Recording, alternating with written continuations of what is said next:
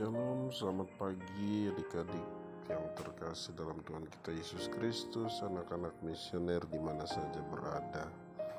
Kembali lagi bersama Kakak Herman dalam Do Remi, doa dan renungan misioner Sekami Paroki Santo Petrus dan Paulus Argapura. Edisi hari ini hari Senin 2 Mei 2022 merupakan hari biasa Pekan Paskah ketiga.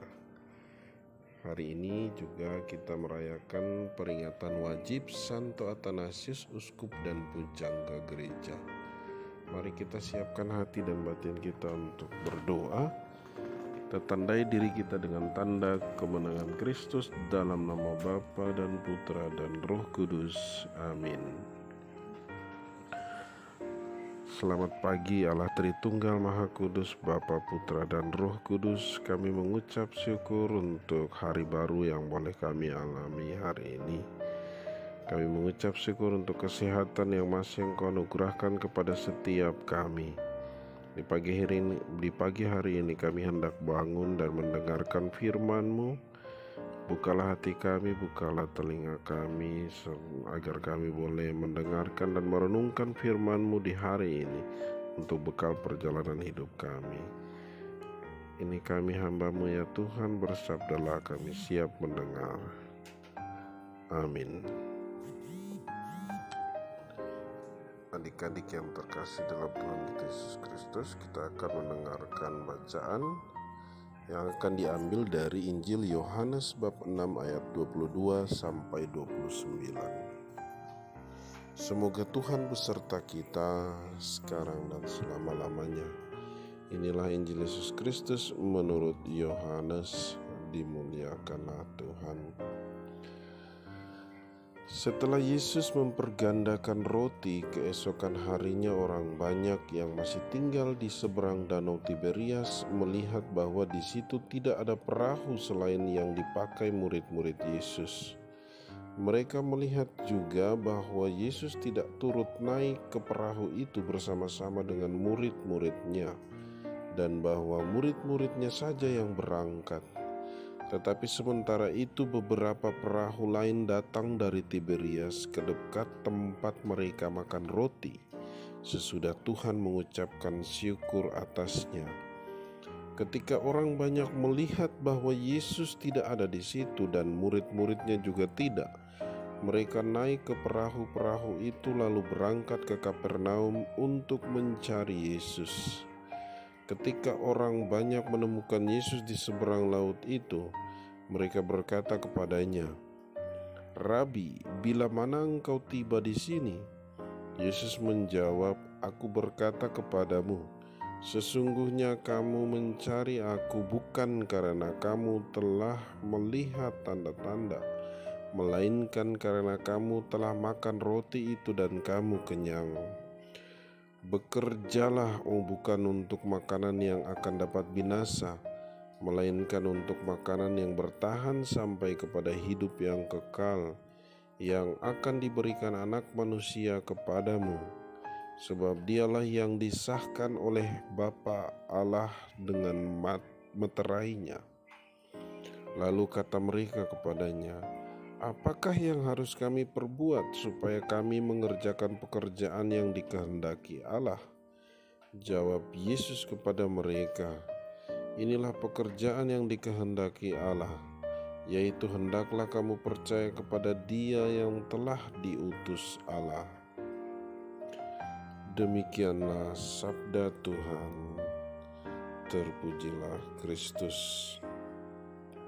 Adik-adik yang terkasih, anak-anak misioner di mana saja berada, hari ini kita telah mendengarkan bersama bacaan di mana orang banyak itu mencari Yesus setelah Yesus melakukan mujizat penggandaan roti. Apa yang dilakukan oleh Yesus ini melahirkan decak kagum dari banyak orang. Orang banyak itu pun berbondong-bondong mengikuti Yesus, mencari Yesus. Namun kita melihat sendiri, kita mendengar dari bacaan tadi bahwa Yesus mengkritik mereka. Sebab di balik keikutsertaan mereka dalam perjalanannya, mereka hanya sebatas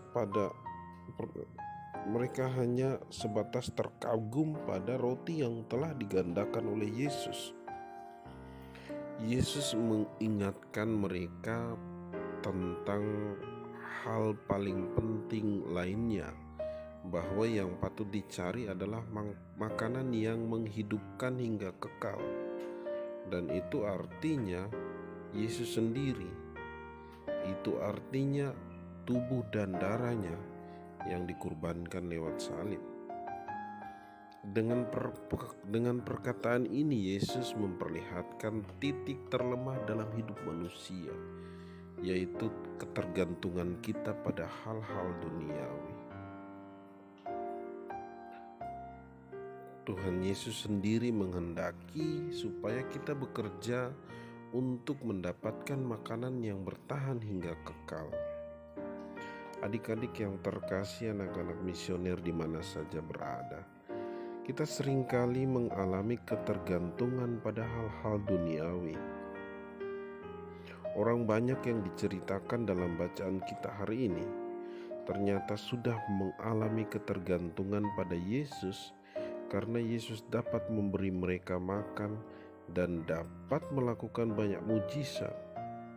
Mereka bukan mengikuti Yesus karena rasa ingin tahu tentang firman Tuhan atau kehendak Allah, melainkan karena mereka ingin terus dipuaskan dengan makanan jasmani. Kadang-kadang kita sendiri pun mengalami hal yang sama persis dengan orang banyak itu. Kita terlalu terpikat dengan hal-hal duniawi dan lupa akan kehendak Tuhan dalam hidup kita.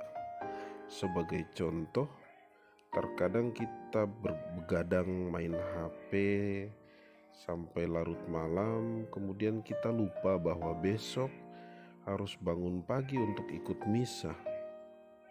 Kita mengalami ketergantungan dengan HP sampai lupa waktu untuk beristirahat. Dan esok sampai lupa waktu, kemudian kita lupa bahwa esok kita harus pergi misa. Dan esok saat harus pergi misa kita terlambat.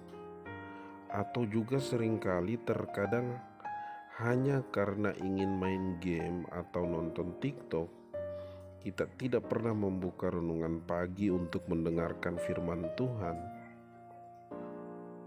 Nah, adik-adik yang terkasih, anak-anak misioner yang di mana saja berada, hal-hal di atas terlihat sangat sepele, tetapi memang inilah yang sering terjadi di dalam kehidupan kita, di dalam setiap aktivitas kita.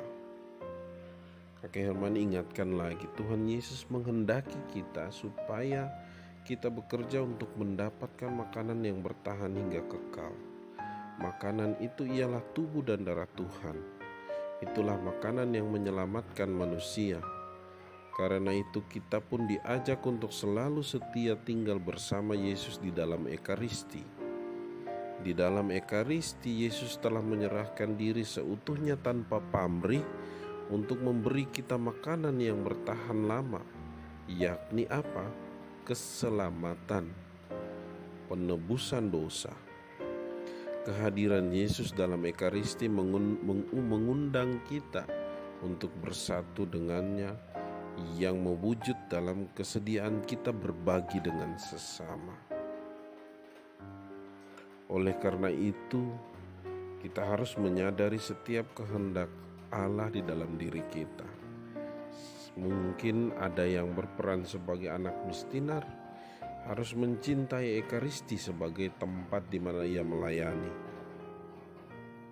dan mewujud nyatakan setiap kehendak Tuhan itu dengan berbagi terhadap sesama.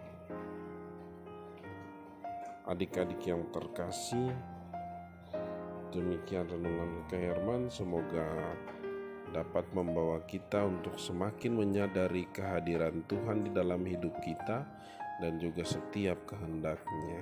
Semoga demikian. Amin.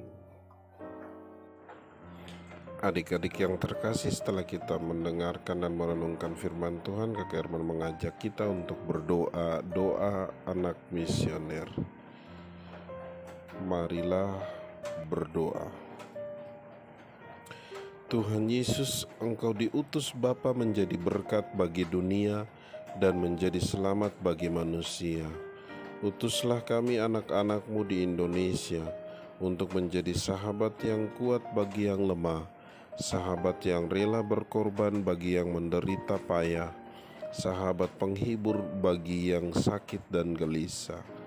Tuhan Yesus, kami pun ingin menjadi utusan-utusan kecil-Mu, teman setia bagi yang tersingkir terlantarkan, teman bicara bagi yang kesepian terlupakan, sobat yang gembira bagi yang sedih dan susah, sobat penuh penghargaan bagi yang tak dicintai. Tuhan Yesus, utuslah kami ini dengan bantuan Roh Kudus-Mu, menjadi garam dan ragi yang baik, menjadi terang dan obor yang cemerlang, membawa kegembiraan dan pengharapan. Tuhan Yesus, kuduskanlah badanku dan kuduskanlah jiwaku. Kupersembahkan diriku padamu hari ini. Berkatilah semua anak dimanapun juga. Berkatilah semua orang yang kami jumpai, siapapun juga. Bapa kami yang ada di surga, dimuliakanlah nama-Mu, datanglah kerajaan-Mu, jadilah kehendak-Mu di atas bumi seperti di dalam surga. Berilah kami rezeki pada hari ini, dan ampunilah kesalahan kami, seperti kami pun mengampuni yang bersalah kepada kami. Dan janganlah masukkan kami ke dalam pencobaan, tetapi bebaskanlah kami dari yang jahat. Amin. Salam Maria, penuh rahmat, Tuhan sertamu. Terpujilah engkau di antara wanita, dan terpujilah buah tubuhmu Yesus. Santa Maria Bunda Allah, doakanlah kami yang berdosa ini, sekarang dan waktu kami mati. Amin. Kemuliaan kepada Bapa dan Putra dan Roh Kudus, seperti pada permulaan, sekarang, selalu, dan sepanjang segala abad. Amin. Dalam nama Bapa dan Putra dan Roh Kudus. Amin.